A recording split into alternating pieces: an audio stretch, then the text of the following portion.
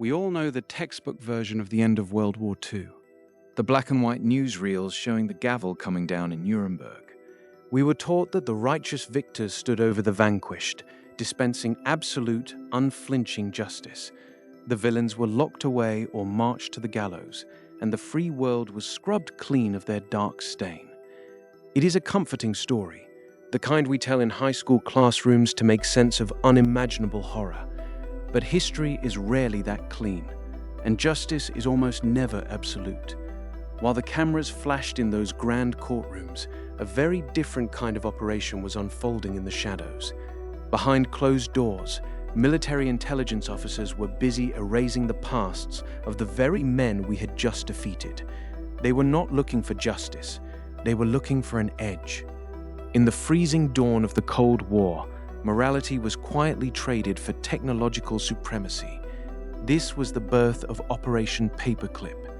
Over 1,600 Nazi scientists, engineers, and technicians, men who had built Adolf Hitler's terrifying war machine, were quietly smuggled across the Atlantic. Their Nazi party memberships were scrubbed, their war crimes ignored, and their files stamped with classified seals. These were the architects of the deadly rockets that had rained fire on London, now given comfortable American suburbs and massive government budgets. We did not destroy the enemy's brightest minds. We simply bought them, brought them home, and handed them the keys to our future. The grim justification for this staggering moral compromise was born in the ashes of the Second World War, as a new, even colder conflict began to freeze the globe. The United States and the Soviet Union were no longer allies. They were heavily armed titans, staring each other down across a divided Europe. Both empires possessed the terrifying power of the atom, but a nuclear bomb was utterly useless if you could not deliver it across the ocean. The race for advanced rocket technology became a desperate, paranoid scramble for ultimate survival. Whoever controlled the skies would dictate the fate of the world. At the absolute center of this frantic arms race was a charismatic, brilliant engineer named Wernher von Braun. He was the golden boy of the Third Reich, the visionary architect behind the infamous V2 rocket. The V2 was an engineering marvel, a sleek weapon of mass destruction that became the very first object built by humans to pierce the boundary of space. But the staggering genius of his creation was hopelessly entangled with profound, unspeakable evil. The gleaming rockets that would eventually pave the way to the moon were forged in the dark, freezing tunnels of the Mittelwerk factory, buried deep beneath the Harz Mountains. To build his apocalyptic weapons, von Braun relied on a massive, disposable workforce of starved, brutalized prisoners from the Dora Mittelbau concentration camp. Tens of thousands of Jewish prisoners, prisoners of war, and political dissidents were worked to absolute death in those suffocating, toxic caverns. Men were hanged from the very cranes used to hoist the rocket engines, their bodies left dangling as a grotesque, silent warning to the exhausted survivors laboring below them. More people actually died building the V2 rocket than were killed by its explosive impact. Yet, as the Iron Curtain descended, American military intelligence looked at von Braun and chose to see a pioneer of the cosmos rather than a complicit architect of genocide. They washed the blood from his hands, handed him a chalkboard, and asked him to aim his terrifying genius directly at the Soviet Union. The mechanics of this transformation were breathtakingly simple, executed not in the shadows of a battlefield, but under the harsh, fluorescent glare of bureaucratic offices. The Joint Intelligence Objectives Agency, a newly minted and highly secretive government arm, faced a massive public relations problem. President Harry Truman had explicitly ordered that no active Nazi supporters or war criminals be brought to American soil. So, the intelligence officers simply rewrote reality. They gathered the thick, damning dossiers of these scientists, files overflowing with evidence of atrocities, slave labor, and fanatical party devotion. Then, with chilling administrative detachment, they attached ordinary paper clips to the files. These small pieces of bent metal signaled a directive to the typists and clerks: create a new truth. The original, blood-stained histories were quietly locked away or destroyed. In their place, freshly typed pages emerged, painting these men as innocent victims of circumstance, brilliant minds who had merely been coerced by a tyrannical regime. It was a masterpiece of institutional forgery. A man who had overseen the starvation of thousands in underground tunnels was suddenly documented as a reluctant civilian engineer. A fervent senior SS officer was quickly rebranded as a completely harmless academic. Horrific crimes against humanity were literally clicked away, replaced with sanitized paperwork that passed seamlessly across the desks of top government officials. The paperclip became the ultimate instrument of absolution. Men who should have been standing trial at Nuremberg, facing the hangman's noose for their undeniable roles in a global nightmare, were instead handed top-secret security clearances. They were given comfortable homes, generous salaries, and the full backing of the United States military. The past was completely erased with the heavy stroke of a typewriter key, casually trading our moral integrity for the ultimate strategic advantage in the rapidly looming Cold War.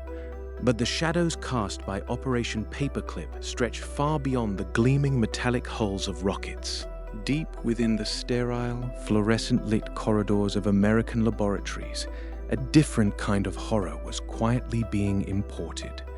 The United States government was not just recruiting engineers, they were actively seeking out the architects of biological terror.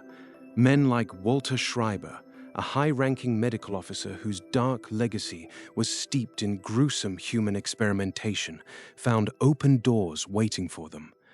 Then there was Kurt Blome, the Nazi scientist who had enthusiastically weaponized the bubonic plague and experimented with nerve gas on helpless prisoners of war. Instead of facing a firing squad, Blome was hired by the United States Army Chemical Corps. The ultimate justification, whispered in the classified briefing rooms, was as chilling as it was calculated. If we do not take these men, the Soviets surely will. Fear of a communist menace became the ultimate wild card, a highly convenient excuse to look the other way while shaking hands with the devil. We told ourselves that their grotesque knowledge of pathogens and human suffering was a necessary shield against the Red Menace. Yet, the sheer hypocrisy of this terrible bargain is enough to make the stomach turn. American soldiers had just bled into the mud of Europe to rid the world of a monstrous ideology, only for their government to secretly smuggle the worst of those monsters into the heart of the homeland. We placed the very men who had engineered the Holocaust into pristine laboratories, giving them microscopes and endless funding, pretending that a white lab coat could somehow cover the awful stench of mass murder. We did not defeat the creeping darkness that day. We simply gave it a new address and a brand new hefty monthly government paycheck. The results of that devilish bargain are etched into our history books as glittering triumphs. When the mighty Saturn V rocket tore through the Florida sky, carrying the Apollo 11 crew toward the desolate surface of the moon, the world gazed upward in absolute awe. It was universally hailed as the magnificent pinnacle of human achievement. But listen closely to the deafening roar of those engines, and you can almost hear the agonizing cries of the enslaved laborers who died in the freezing, lightless tunnels of Mittelbau to make that moment possible. We reached the stars by climbing on the broken backs of the innocent, but the legacy of Operation Paperclip goes far deeper than the space race. It was a philosophical poison that quietly seeped into the groundwater of the American intelligence community. By accepting that morality was secondary to national security, we opened the door to our own domestic horrors. The same twisted logic that justified Nazi medical atrocities eventually birthed monstrous American initiatives like Project MK Ultra, where unwitting citizens were subjected to psychological torture and dangerous chemical experiments in the name of the greater good. It forces us to confront a terrifying, deeply cynical question. When the dust finally settled on the smoking ruins of Europe, Did America actually defeat fascism, or did we simply absorb its most effective methods? We celebrated our victories and pinned medals on the chests of men who should have faced firing squads.